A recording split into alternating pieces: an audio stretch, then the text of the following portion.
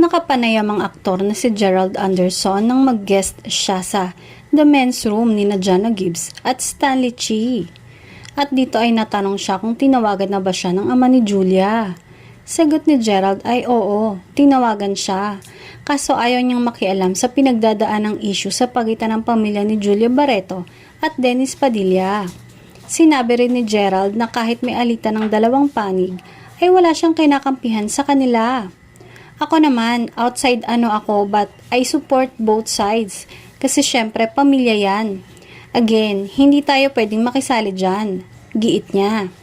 Ngunit umaasa raw si Gerald na balang araw ay magkakaayos din daw ang pamilya ni Julia at si Dennis. Pagpapatuloy ng aktor.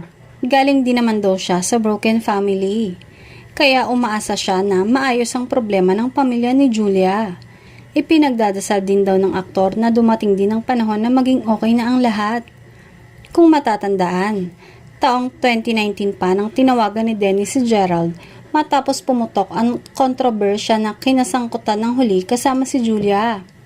Nakakatuwa lang dahil si Gerald ay isang mabuting tao, hindi lang sa kanyang sarili kundi pati sa lahat, kapamilya man o hindi, kakilala man niya o hindi.